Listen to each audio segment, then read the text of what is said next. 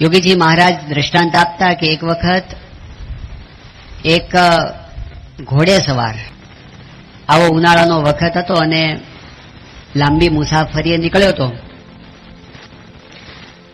એક જગ્યાએ કોઈક વાડીની અંદર કુવા ઉપર કોસ ચાલતો હતો.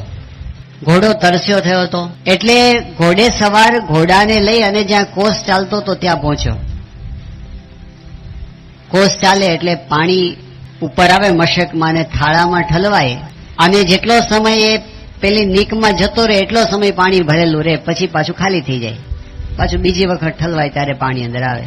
હવે પેલા ઘોડાને પાણી પીવડાવવા ગયો, પણ પ્રશ્ન શું થયો કે ઓલો કોસ ચાલે ને એટલે એનો કીચુડ કીચુડ અવાજ આવે, અને અવાજ સાંભળીને પેલો ઘોડો ભડકે. એટલે ઘોડાવાળાએ કીધું કે ભાઈ કોસવાળા, તું થોડી વખત તારો કોસ બંધ રાખ, કારણ કે તારો કોસ ચાલે છે ને એનો કીચુડ કીચુડ અવાજ આવે છે ને મારો ઘોડો ભડકી જાય છે. તો કોસવાળાએ કીધું કે ભાઈ ઘોડાવાળા, આ કીચુડ કીચુડ ચાલે છે ને એટલામાં તારે જેટલું પાણી પીવડાવવું હોય એટલું પીવડાવી લે, કારણ કે કીચુડ કીચુડ બંધ થશે તો પાણી બંધ થઈ જશે. યોગી બાપા દ્રષ્ટાંત આપીને કહેતા કે આપણે જે કંઈ કરવાનું છે ને કીચુડ કીચુડની વચમાં જ કરી લેવાનું છે. બાપા બહુ બોલતા પ્રમુખ સાહેબ મહારાજ, આગે ધંધા પીછે ધંધા, ધંધા મધ્યે ધંધા, ધંધા મધ્યે ધ્યાન લગાવે સો સાહબ કા બંદા. શિવલાલ શેઠ એવું કરતા, દુકાનમાં વચનામૃતનો ચોપડો બાજુ મૂકી રાખે, એક ગ્રાહક જાય ને બીજું ગ્રાહક આવે એની વચ્ચે સમય મળે ને એમાં વચનામૃત ખોલીને બેસતા. ધંધાની વચ્ચે ધ્યાન, પ્રવૃત્તિની વચ્ચે સાધના. એવું ક્યારેય નહીં બને કે બધી પ્રવૃત્તિ પૂરી થઈ જાય પછી આપણે ભજન ભક્તિ સાધના કરશે, નહીં થાય. એવી આશા છોડી દેવાની, નવરા નહીં પડી આપણે. એટલે આની વચમાં ને વચમાં કેવી રીતે કરવું એની 3 રીતો બતાવી છે. એક તો પ્રવૃત્તિ જ્યારે કરતા હોય ત્યારે પ્રવૃત્તિ કરવાની, અને દિવસમાં અમુક સમય એવો હોય કે જે સાધનાનો સમય હોય, ભક્તિનો સમય હોય, તો એ ભક્તિના સમયે ભક્તિ કરવી. પ્રવૃત્તિના સમયે પ્રવૃત્તિ અને ભક્તિના સમયમાં ભક્તિ, એક પ્યોર ભક્તિનો સમય. વચનામૃતની અંદર સ્વામિનારાયણ ભગવાનને રઘુવીરજી મહારાજ અયોધ્યા પ્રસાદજીએ પ્રશ્ન પૂછ્યા છે મધ્યના 62માં વચનામૃતમાં. એમાં અયોધ્યા પ્રસાદજી એવો પ્રશ્ન પૂછ્યો કે અમે ગૃહસ્થ છીએ અને અમારે તો આખો દિવસ સંસાર વ્યવહારના ઘણા બધા કામ કરવા પડતા હોય, અને જયારે વ્યવહાર કરતા હોઈએ ત્યારે એમાં એવું પણ થાય કે જાણે અજાણે કંઈક પાપ થઈ જાય. કરવું ના હોય પણ જાણે અજાણે કંઈક ને કંઈક તો પાપ થઈ જ જતું હોય અમારાથી. હવે જયારે અમે આખા દિવસમાં ભજન કરીએ છીએ તો 1 ઘડી કે 2 ઘડી કરીએ છીએ. આખા દિવસ દરમિયાન જે કંઈ પાપ વળગ્યું હોય એનું નિરાકરણ એનાથી થાય કે ન થાય? ત્યારે સ્વામિનારાયણ ભગવાને કીધું કે થાય, પણ ક્યારે? જે 1 ઘડી કે 2 ઘડી આપણે દિવસમાં ભજન કરવા બેસીએ ત્યારે જો તલ્લીન થઈ જઈએ, એ વખતે આપણે ભગવાન વિના બીજું બધું જ ભૂલી જઈએ, બધાને ભૂલી જઈએ, એકાગ્ર થઈ જઈએ અને મહિમા સાથે કરીએ, તો એ 1 ઘડી કે 2 ઘડીનું ભજન એમાં એટલું બળ છે કે આખા દિવસ દરમિયાન આપણા જે કંઈ સંકલ્પો વિકલ્પો મનથી કર્મથી વચનથી કંઈક આપણાથી આડું અવળું થઈ ગયું હોય એ બધું શુદ્ધ થઈ જાય, ધોવાઈ જાય, એનું નિરાકરણ થઈ જાય. પણ કેવી રીતે કે દિવસમાં અમુક સમય એવો હોવો જોઈએ રોજ કે જે સમય આપણે બધું ભૂલતા શીખીએ. સવારે ભગવાનની પૂજાનો સમય, જો પૂજા ન કરતા હોઈએ તો મંત્ર જાપ કરવાનો સમય, પ્રાર્થના કરવાનો સમય, દિવસમાં 1 સમય. સ્વામિનારાયણ સંપ્રદાયમાં તો ભગવાને આપણને આખા દિવસનો નિત્યક્રમ એવો આપેલો છે ને કે એમાં સહેજે સહેજે અમુક સમય થાય ને આપણને ભગવાન સાંભળી આવે. તો સવાર અને સાંજની આરતી મહારાજે આપણને આપી છે. મંદિરમાં અનુકૂળતા હોય તો રોજ મંદિરે 1 વાર દર્શન કરવા જઈએ. અને મહારાજે શિક્ષાપત્રીમાં એવું કહ્યું છે કે સાયંકાળે ભગવાનના મંદિરે જઈ અને આરતીમાં જોડાવું અને ઉચ્ચ સ્વરે કરીને ભગવાનનું ભજન કરવું. એ વખતે પણ બધાને એવું અનુકૂળ ના હોય કે આરતીના સમયે મંદિરમાં જઈ શકે, તો પોતે જ્યાં હોય ત્યાં આરતી થઈ શકે, ધંધાના સ્થાને, નોકરીના સ્થાને. મુસાફરીમાં હોય તો આરતી બોલાય તો ખરી ને, પણ એક સમય એવો હોવો જોઈએ કે જે સમય આપણે પ્યોર ભજન કરતા હોઈએ, બધું ભૂલી જઈએ. જ્યારે ઠાકોરજીના દર્શન કરવા જઈએ, એકવાર પ્રમુખ સ્વામી મહારાજ સારંગપુરમાં હતા અને ઉપર ઠાકોરજીના દર્શન કરતા હતા. એ વખતે આફ્રિકા યુગાન્ડાથી એક હરિભક્ત આવ્યા હતા, હરીશભાઈ ભુક્તાણી. એમણે બાપાને પ્રશ્ન પૂછ્યો કે બાપા, આપણે ભગવાનના દર્શન કરતા હોઈએ તો કેવી રીતે દર્શન કરવા? પ્રમુખ સ્વામી મહારાજે ઇન્સ્ટન્ટ જે જવાબ આપ્યો, અદભુત વાત કરી સ્વામી એક જ વાક્યમાં. સ્વામી કે આપણે ભગવાનના દર્શન કરીએ ને તો કેવી રીતે કરવા? પોતાની જાતને ભૂલી જઈને દર્શન કરવા, એવું સ્વામીએ કીધું. પોતાની જાતને ભૂલીને. આપણે આખી દુનિયામાં બધું ભૂલી જઈએ ને છેલ્લે પોતાની જાતને ભૂલીએ છીએ. જ્યારે જાતને ભૂલ્યા ત્યારે બધું ભૂલી ગયા. મહારાજ કીધું પોતાની જાતને ભૂલીને સ્વામી કે જો દર્શન કરીએ ને તો એ દર્શન એકાગ્રતાથી કર્યા કહેવાય. શ્રીજી મહારાજે દર્શન કરવાની રીતમાં કુશળ કુંવરબાને વખાણ્યા. પરમહંસોને કીધું કે દર્શન કેવી રીતે કરવા જોઈએ, જેવી રીતે કુશળ કુંવરબા ધર્મપુરના રાણી એ જ્યારે ભગવાનના શ્રીજી મહારાજના દર્શન કરતા, મહારાજ કે નેત્રે કરીને દર્શન કરે અને વૃત્તિ પલટાવીને અંતરમાં પાછા જોતા જાય, ફરી બાર દર્શન કરે, ફરી એ જ મૂર્તિના અંતરમાં દર્શન કરે. આવી રીતે એકાગ્રતાથી દર્શન કર્યા. 15 દિવસમાં કુશળ કુંવરબાનું કામ થઈ ગયું અને દેહ છતાં એકાંતિક સ્થિતિ એમને પ્રાપ્ત કરી લીધી. પણ જ્યારે આપણે ભક્તિમાં જોડાઈએ ત્યારે બીજું બધું ભૂલતા શીખીએ. કબીર સાહેબે વાત કરી છે કે આપણે જ્યારે માળા ફેરવીએ, મંત્ર જાપ કરીએ ત્યારે થાય છે શું? માળા તો કર્મે ફિરે, જીવ ફિરે મુખ માહી, મનવા તો દહ દિશ ફિરે, યહ તો સુમિરન નાહી. માળા હાથમાં ફરે, જીભ મોઢામાં ફરે અને મન ક્યાં ફરે? બધે ફરે. આશ્ચર્યની વાત શું છે કે તમને જો કોઈ કામ સૂચતું ના હોય ને, ધારો કે આજે શું કામ કરવું, કઈ બહુ યાદ ન આવતા હોય તો હાથમાં માળા લઈને બેસવાનું, બધા કામ યાદ આવશે. અમથા નો યાદ આવતા હોય. જેટલું પેન્ડિંગ હોય ને, આખા દિવસનું આયોજન ક્યારે થાય? સવારે ભગવાનની માળા લઈને બેસો ને એટલે એક પછી એક યાદ આવવા જ માંડે. એને ઠેલવું. ફરી વાર શિવલાલ શેઠને યાદ કરીએ. શિવલાલ શેઠ જયારે ધ્યાન કરવા માટે બેસતા 3 કલાક ધ્યાન કરે. મોટા શેઠ હતા, વ્યવહાર સરસ કરતા હતા, 9 લાખના આસામી હતા, ધંધો સારો ચલાવતા હતા. પણ જયારે ધ્યાન કરવા બેસે 3 કલાક સુધી કોઈ સ્થિર થઈ શકે ધ્યાનમાં? તમે વિચાર કરો એની એકાગ્રતા કેવી હશે. બાકી 10 મિનિટમાં બેસી શકાય. આમ બેસે ને તરત વિચારો એટલા બધા આવે. ઓલો ભરવાડ છે એ સંતોને ધ્યાન કરતા જોઈને પોતે ધ્યાન કરવા બેઠો, પણ 2 મિનિટમાં તો કે શું બેસી રહ્યા છો, કેટલા બધા કામ બાકી છે, ઉભા થાવ એમ કરીને બૂમાબૂમ કરવા માંડ્યો. ન થાય. શિવલાલ શેઠ એક ગ્રહસ્થ હરિભક્ત, પણ એમને પોતાનો વ્યવહાર કરતા એવી સમજણ કેળવી હતી. તો એમના પિતાશ્રી ભગાદોશી કે આ શિવલાલ તારા જેવું ધ્યાન કરતા શીખવાડ ને મને. તો શિવલાલ શેઠ કે બેસો બાપુજી. તે બાજુમાં બેસાડી કે હવે આંખો બંધ કરો. તો એમાં તો વાંધો ન આવ્યો. આંખો બંધ કરી કે ઊંડા શ્વાસ લો, એમાંય વાંધો ન આવ્યો. પછી કે હવે છે ને બાપુજી એવો વિચાર કરો કે આપણી દુકાન બળી ગઈ, અહીં ધ્રાસકો પડ્યો. અરે શિવા, ઉભા તો રહો. આ તો મનમાં હજી હાચી ક્યાં બળી છે, અંદરથી તો બાળો. દુકાન બળી ગઈ, આપણું ઘર બળી ગયું, આપણી પ્રોપર્ટી બેંક બેલેન્સ બળી ગયું, બધા સગા સંબંધી બળી ગયા, આ દેહ બળી ગયો, એની રાખ થઈ ગઈ અને રાખ ઠંડી થઈ ગઈ. હવે એના પર બેસીને ધ્યાન કરો. તે ભગાદોશી ઉભા થઈ ગયા. આવું ધ્યાન મને ના પોસાય, તારું ધ્યાન તું તારી પાસે રાખ.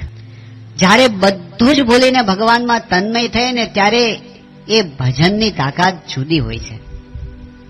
શ્રીજી મહારાજે સવાર સાંજની આરતીની વાત કરી, દર્શનની વાત કરી, રોજ સવારે ભગવાનની પૂજા કરવાની વાત કરી, અને એની સાથે સાથે શ્રીજી મહારાજે રોજ કથાની વાત કરી છે. મંદિર હોય તો મંદિરમાં કથા કરવી, અને નહીતર પ્રમુખ સ્વામી મહારાજે જે આપણને કીધું છે કે રોજ ઘરના સભ્યોએ સાથે બેસીને ઘર સભા કરવી. આ એક અદભુત વાત છે. ઘર સભાનો જે આદેશ પ્રમુખ સ્વામી મહારાજે આપ્યો છે ને, હજારો પરિવારોની અંદર આ ઘર સભાથી શાંતિ થઈ ગઈ છે. જેમાં રોજ ઉકળાટ, રોજ કકળાટ થતો તો એ ઘરોની અંદર સાંજ પડે અત્યારે ભગવાનના ભજન કીર્તનની રમઝટ બોલે છે. આવા હજારો ઘર છે આજે દેશમાં પરદેશમાં.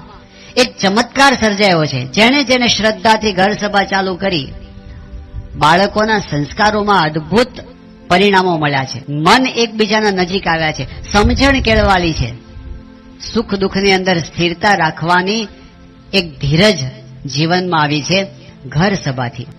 ગુણાતીતાનંદ સ્વામી એક સરસ વાત કરી. સ્વામી કે ધારો કે કોઈક માણસ હોય અને દિવાલ છે ને કોટ ચણીને ઉભો કરતો હોય, એ આખો દિવસ મહેનત કરીને કોટ ચણીને ઉભો કરે, અને બીજો એક માણસ હોય એની પાસે કોઈક એવી વિદ્યા હોય તે એક કાંકરો નાખે ને આખો કોટ પડી જાય. બીજે દિવસે ફરી વખત ઓલો આખો દિવસ કોટ ચણીને ઉભો કરે અને પેલો આવીને એક કાંકરો નાખીને પડી જાય. ત્રીજે દિવસે ફરી કોટ ચણીને કાંકરો નાખીને પડી જાય. તો સ્વામી કે આમાં છેલ્લે ચણનારો થાકશે. આ દ્રષ્ટાંત આપીને કીધું કે એમ આખો દિવસ આપણે જગતના વ્યવહારના સંકલ્પો કરી કરીને એક આખો કોટ ઉભો કરીએ છીએ. પણ જયારે સાંજ પડે ત્યારે એકાગ્ર થઈને જો આપણે કથા વાર્તા સાંભળીએ, ભજન ભક્તિ કરીએ, તો એ કથા અને ભજનનું બળ એવું છે આખા દિવસના સંકલ્પો વિરામ પામી જાય. અને છેલ્લે જયારે સુવા જઈએ આપણે, મન શાંત થયેલું હોય. જે ચક્રાવે ચડ્યું હોય છે ને આખો દિવસ સવારથી સાંજ પડે રાત પડે મન શાંત થઈ જાય, એ ભગવાનની કથાથી થાય. કારણ કે સ્વામિનારાયણ ભગવાને વચનામૃત કાર્યાની 12માં કહ્યું છે કે તમે કદાચ તપ્તકૃચ્છ ચાંદ્રાયણ વ્રત કરો અને એનાથી જેવું મન શાંત ન થાય એવું ભગવાનની કથા વાર્તાથી થાય છે. અને કદાચ તમે ધ્યાન કરો, કદાચ મંત્ર જાપ કરો અને એનાથી જેવું મન સ્થિર અને શાંત ન થાય એવું કથા વાર્તાથી થાય છે. અને પછી તેમણે ગજબની વાત કરી. શ્રીજી મહારાજ કે ગમે તેવો કામી, ક્રોધી, લોભી અને લંપટ જીવ હોય, પણ જો વિશ્વાસ રાખીને પ્રીતિએ સહિત ભગવાનની કથા વાર્તા સાંભળે તો એના બધા જ સંકલ્પો શાંત થઈ જાય, મન પવિત્ર થઈ જાય. આ એમના આશીર્વાદ છે. આ સામાન્ય સાધના નથી. આપણે અત્યારે જે કથામાં બેઠા છીએ ને, ભગવાનના મહિમાની કથા, એમાં એવું બળ છે કે આખા દિવસના સંકલ્પોને એ સમાધાન કરી નાખે. એટલે આપણા જીવનમાં એવો એક સમય હોવો જોઈએ જે સમય આપણે બીજી બધી જ પ્રવૃત્તિને બાજુમાં મૂકી અને ભજન કરતા હોઈએ. નિત્ય પૂજા એવી વાત છે. એ ભગવાન સાથેની આપણી પર્સનલ મુલાકાત છે. પ્રમુખ સ્વામી મહારાજ 2004ની સાલની અંદર અમેરિકામાં હતા. એ વખતે ત્યાં ઓર્લાન્ડોની અંદર એક શિબિરનું આયોજન થયું હતું અને એમાં આખા અમેરિકામાંથી 4000 બાળકો, બાલિકાઓ, કિશોર કિશોરી, યુવક યુવતીઓ ભેગા થયા હતા. 10 દિવસ સુધીની શિબિરો ચાલવાની હતી. હવે આટલા બધા 4000 માણસ એક જગ્યાએ રહી શકે એવી એક બહુ જ મોટી હોટલ, રહેવાનું પણ એમાં, ભોજન વ્યવસ્થા પણ એમાં, સભાખંડ પણ એમાં, બધી વ્યવસ્થા એમાં રાખવામાં આવી હતી. પ્રમુખ સ્વામી મહારાજ પણ એમાં જ રહ્યા હતા. હવે જે હોટલમાં પ્રમુખ સ્વામી મહારાજ ને આ બધા શિબિરાર્થીઓ રહ્યા હતા, એ હોટલ ને જે ભાડે કરવાની હતી એનું જે ડીલ કરવાનું હોય કંપની સાથે, એ સેવા ઓર્લાન્ડોના એક હરિભક્ત છે કમલભાઈ પટેલ, એમને સોંપવામાં આવી હતી કે તમારે આ કરવાનું.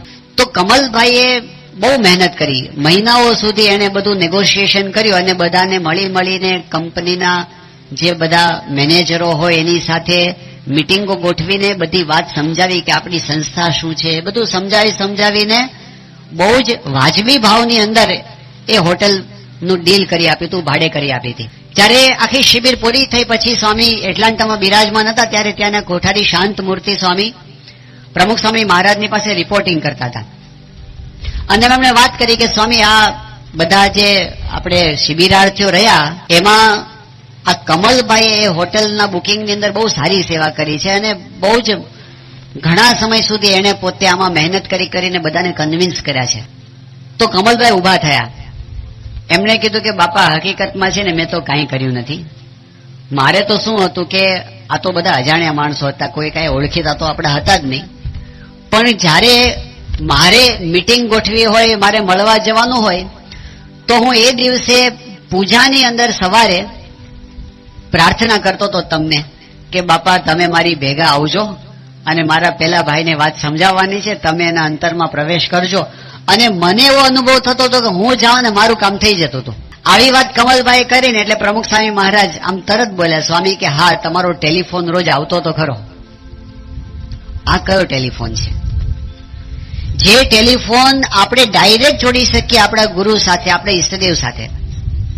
પ્રમુખ સ્વામી મહારાજ 2011ની સાલમાં ત્યાં મુંબઈ પધાર્યા પછીના દિવસની વાત છે કે એક વખત એવું બન્યું કે સ્વામી પોતે એ વખતે પર્સનલ મુલાકાતો બંધ થઈ ગઈ હતી સ્વામીની ઉંમર ને સ્વાસ્થ્યને લીધે, પણ મંદિરના ઘુમટની અંદર બધા હરિભક્તોને મળતા. એમાં ત્યાં ચેરી હિલ નામનું એક ન્યૂ જર્સીની અંદર શહેર છે, ત્યાંના એક હરિભક્ત આવ્યા હતા, રોહિતભાઈ.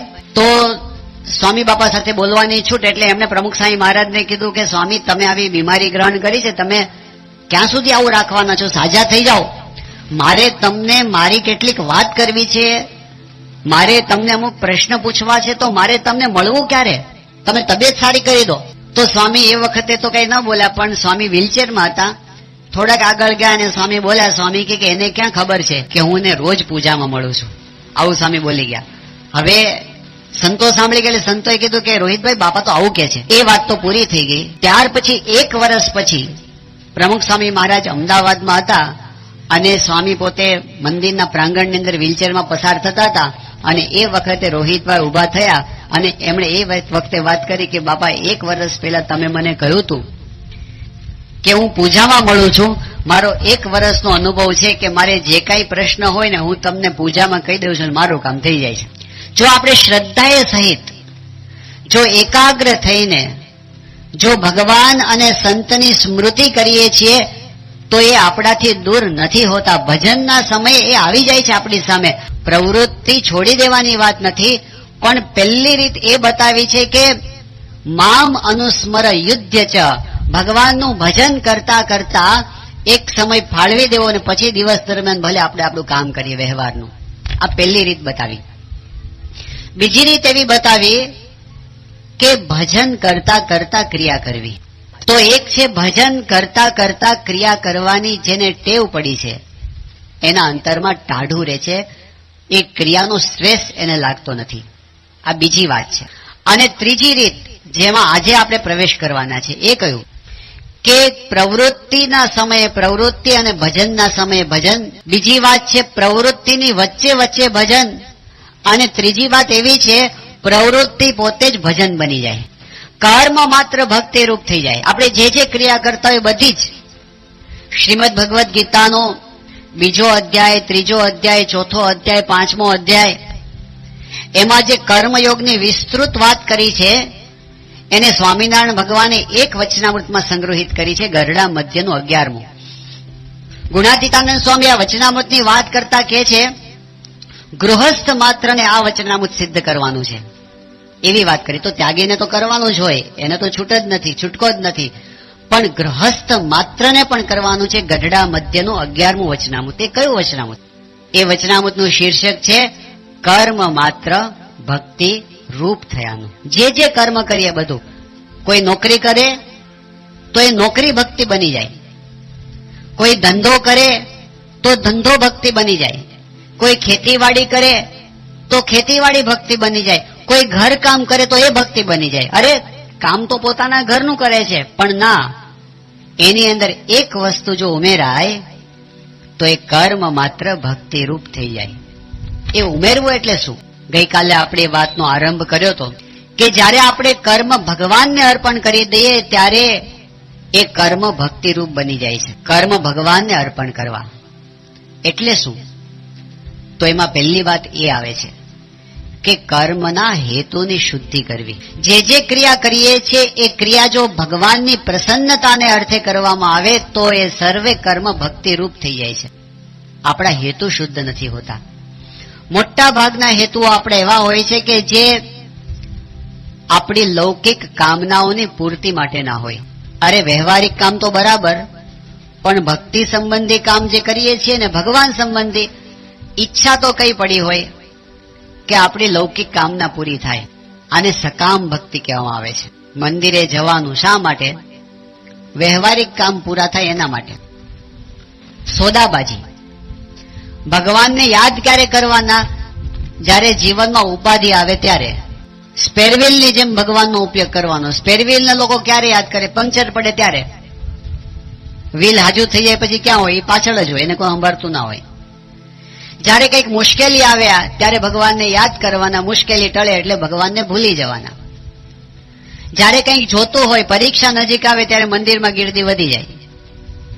ચૂંટણી નજીક આવે ત્યારે સંતના દર્શને આપનાર આવનાર મહાનુભાવો વધી જાય. પછી ભગવાનના રસ્તે, આપણે આપણા રસ્તે. સકામ ભક્તિ, સોદાબાજીની ભક્તિ. સંતો દ્રષ્ટાંત આપે છે કે ભગત ગયો હનુમાનજી પાસે, પ્રાર્થના કરી કે હે હનુમાન દાદા, જો મને 10 લાખની લોટરી લગાડી દો તો 1 ડબ્બો તેલ ચડાવું. સોદાબાજી. હનુમાનજી બુદ્ધિમતામ વરિષ્ઠ હશે, એને જવાબ આપ્યો કે તું મને કેટલું તેલ ચડાવે? 1 ડબ્બો. હું તને કેટલા આપું? 10 લાખ. એના કરતા એક તેલનો હોજ બનાવીને ધુબાકાર ન મારું? સોદાબાજી નહીં, પ્યોર ભક્તિ. જે એવી ભક્તિ છે જેમાં ભગવાન વિના બીજી કોઈ કામના હોતી નથી. મારે તો ભગવાન જોઈએ. આવી કામના વાળો જે ભક્ત છે ને, એને નિષ્કામ ભક્ત કહેવામાં આવે છે. હેતુની શુદ્ધિ કરવાની છે. કર્મની શુદ્ધિ એ એનાથી થાય છે. જયારે આપણે સકામ ભક્તિ કરતા રહીએ છીએ ત્યારે શું છે, એમાં બળ જ નથી આવતું. મુંબઈમાં એવું થયું, એક ભાઈને વર્ષો સુધી પેલી ચાલીમાં રહેતા હતા. તમે ચાલી તો જોઈ ને, ચાલીની વચ્ચેથી ગટર પસાર થતી હોય, એ ગંદકી, એ મચ્છરો, એ કોલાહલ, કલબલાટ, એમાંથી ફ્લેટમાં રહેવા ગયા. તો પેલા બેનને ફાવ્યું જ નહીં. એ કે મને પાછા ચાલીમાં લઈ જાઓ, અહીં મને નહીં ફાવે, ઊંઘ જ ન આવે ને. બંધન તો કેવા કેવા હોય છે. અરે અમેરિકાની અંદર એક બહેને એના પતિ ઉપર કેસ કર્યો. શું કામ? એ કે એને એવી દવા લીધી ને નસકોરા બંધ થઈ ગયા. હવે મને એના નસકોરા વગર ઊંઘ નથી આવતી. બંધન તો કેવા હોય છે. એટલે જીવનો સ્વભાવ બદ્ધ. આપણે તુચ્છ વસ્તુઓમાં બંધાવા ટેવાયેલા છીએ, અને એટલે આપણે બંધાઈ ન છીએ. ફરી એ જન્મ મરણના ચક્રમાં આપણે ના આવવું પડે. એટલે આપણી ગમતી વસ્તુ આપણી પાસેથી ક્યારેક ખેંચી લે છે. એ વખતે આપણે નાસીપાસ થઈએ છીએ. આવું કેમ? ભગવાને મારી સાથે આવું કેમ કર્યું? અરે ભગવાને સારું કર્યું છે. એ વખતે આપણને સમજાતું નથી. જેમ બાળકના હાથમાંથી અગ્નિ એની માં લઈ લે, જેવી રીતે તલવાર એને વાગી જવાનું એને હાથમાંથી લઈ લે. ખબર છે આ ઘાયલ થશે, દુખી થશે, અને એને ન પીવો હોય તો એ પરાણે કડવી દવા પાય. એને ખબર છે કે આનાથી એ સારો થવાનો છે. ભગવાનને સંત દયાળુ છે. પણ આપણે ભક્ત થયા તો ભક્ત તરીકે જો સાચા અને પ્યોર ભક્ત થવો હોય ને, તો એના માટેની રીત આ છે. કઈ? કે સકામ ભક્તિમાંથી બહાર નીકળી શુદ્ધ ભાવે ભગવાનની ભક્તિ કરવી. કે મારે તો તમારી એક જરૂર છે, તમારી ઈચ્છામાં મારે જીવવું છે, અને મારે બીજું નથી જોતું. જુઓ તો ભગવાન બીજું આપશે. શ્રીજી મહારાજે વાત કરી છે, જે ભગવાન પાસે લૌકિક સુખની, ચમત્કારની, ઐશ્વર્યની ઈચ્છા નથી રાખતો, એને ભગવાન બલાત્કારે આપે છે. એ આપવાના જ છે, પણ જો બંધન થશે તો લઈ લેશે. એ આપવા બેઠા છે. આ દુનિયાની અંદર એ લેવા માટે આવ્યા નથી. યોગી બાપા કહેતા, અમારી તો આ લેના બેંક નથી, દેના બેંક છે. આ લોકમાં દેતો દેતો ને દેતો જોગીડો, દેતો દેતો ને દેતો. એ કાંઈ ન બદલો લેતો જોગીડો, દેતો દેતો ને દેતો. એ આપવા જ આવ્યા છે, પણ પ્યોર ભક્ત થવાની આ રીત છે. સંત સ્વામી કહેતા કે ઘરની અંદર પેલા સવારના પોરમાં છે ને, આ મહિલા વર્ગને કામ બહુ જાજુ હોય, એટલે એને એ વખતે બધું એટલું બધું કામ કરવાનું હોય કે વાસીદુય કરવાનું હોય ને, પેલા પાણી ભરવાનું હોય ને, કપડાં ધોવાના હોય ને, રસોઈ કરવાની હોય ને, કેટલા બધા કામ એ કરે. ઘરમાં હંજવારી કાઢવાની હોય, કામ બધા જાજા ભેગા. એમાં ઓલું છોકરું નાનું રડ રડ કરે. એટલે એની માં શું કહે કે એ છે ને એના હાથમાં પેલી ચૂસણી રમકડું ઘૂઘરો પકડાઈ દે. હવે ઘૂઘરાથી રમવા માંડે અને છાનું રહી જાય તો પછી એની માં કામે વળગે. પણ ઘૂઘરાથી છાનું ન રહે તો પછી શું? ચૂસણી પકડાવે. ચૂસણીથી છાનું ન રહે તો પછી દૂધની બોટલ પકડાવે. અને દૂધની બોટલથી એ છાનું ન રહે તો પછી એની માને લાગે કે હવે મારે આને તેડવો જ પડશે. બીજા બધા કામ પડતા મૂકીને પછી છોકરાને તેડે. આ દ્રષ્ટાંત આપીને કહેતા કે એમ આપણે ભક્તિ કરીએ છીએ ને, એમાં આવું થાય છે. આપણે રડ રડ કરીએ છીએ એટલે ભગવાન છે ને પેલા આપણને ઘૂઘરો આપી દે. ઘૂઘરો એટલે શું? આ દુનિયાની સંપત્તિ. જો આપણે એનાથી છાના રહી ગયા તો એને ખબર પડી કે આને મારી જરૂર નથી, ઘૂઘરાની જરૂર છે. એનાથી છાના ના રહ્યા તો એક સન્માન મળી ગયું, માન મોટપ મળી ગઈ. અને જો એટલાથી ઠરી ગયા તો સમજવું કે આને મારી જરૂર નથી, આને તો ચૂસણીની દૂધની પેલી બોટલની જરૂર છે, મારી જરૂર નથી. એની માં સમજે છે. એમ આપણે ખરેખર શેની જરૂર છે? ભગવાનની જરૂર છે કે બીજી વસ્તુઓની જરૂર છે? જો આપણે પ્યોર ભક્ત થાશું તો બીજી બધી જ કામનાઓને મૂકી કેવળ ભગવાનની ઈચ્છા, આપણને ભગવાનની ઈચ્છા એટલે ભગવાનની પ્રસન્નતાની ઈચ્છા, ભગવાનની સેવાની ઈચ્છા. આવો જે ભક્ત એને મહાન ભક્ત કહેવામાં આવ્યો છે. હવે આવું તો આપણને અઘરું પડી જાય કે ભાઈ અમે તો સાંજ પડે 10 પ્રશ્નો હોય તો ભગવાન પાસે પ્રશ્ન રજૂ ન કરીએ તો કોની પાસે કરીએ? તો કરવાની છૂટ છે. અક્ષરદેરીમાં માનતા કરવાની છૂટ છે, મહાપૂજા માનવાની છૂટ છે. આપણે મોટા સંત પાસે ગયા હોઈએ તો આશીર્વાદ માંગવાની છૂટ છે, ના નથી કહેવાય. એમની પાસે કહેવાય. આપણી મુશ્કેલી પણ મા બાપ પાસે બાળક રજૂ ના કરે તો કોની પાસે રજૂ કરે? કહેવાય. પણ એટલી તૈયારી રાખવી પડે કે એક વખત આપણે એમને કેસ સોંપી દીધો ને પછી એ જેમ રાખે ને એમ રાજી રહેતા પણ શીખવું, હઠ ન પકડવી કે મને આપો ને આપો. આપણી માંગણી એકવાર રજૂ કરી દીધી અને બહેરા નથી, સાંભળે છે, વ્યવસ્થિત સાંભળે છે. અને હૃદયથી આપણે પ્રાર્થના કરી દીધી કે મારી આ મુશ્કેલી છે, હવે મારું જેમ ભલું થતું એમ તમે કરો, એમ કરીને આપણે એને સોંપી દઈએ તો ભગવાન આપણું બધું સંભાળી પણ લે છે. પણ એ કદાચ જો નથી કરતા ને તો એ વખતે એ પણ યાદ રાખવું, દાસના દુશ્મન હરી કેરી હોય નહીં, એ જેમ કરશે એમ સુખ જ થવાનું છે એવો વિશ્વાસ. આ વસ્તુ આપણે પ્રમુખ સ્વામી મહારાજના જીવનમાં જોયું. એ તો સમર્થ સંત હતા, એમના આશીર્વાદથી હજારોના કામ થઈ જતા. પણ એમણે કાયમ એક વસ્તુ આપણને શીખવાડી. એ શું કરે? કર્મ માત્ર ભગવાનને ભક્તિક રૂપ બનાવવાની જે રીત એમના જીવનમાં હતી, એક તો બધું ભગવાનની પ્રસન્નતાને અર્થે કરે, કોઈ ફળની ઈચ્છા ન રાખે. હા, જ્યારે આપણે પુરુષાર્થ કરતા હોય ત્યારે આપણી નજર સામે એક ધ્યેય પણ હોય. ભલે સારું કામ કરતા હોય તો સારા કામનું સારો ધ્યેય હોય આપણા મનની અંદર કે ચલો આપણે મંદિર કરવું છે, ભવ્ય મંદિર બનાવવું છે, એમાં આપણે આવા સોનાના કળશ, આ સારા વિચારો છે, બધાને સારા હેતુઓ છે. તો એ સારા વિચાર સાથે આપણે કામ કરતા હોઈએ, એની અંદર ભગવાનની ઈચ્છાથી કંઈક વિઘ્ન આવે તો એનો પણ સ્વીકાર કરવાની તૈયારી આ ભક્તનું લક્ષણ છે.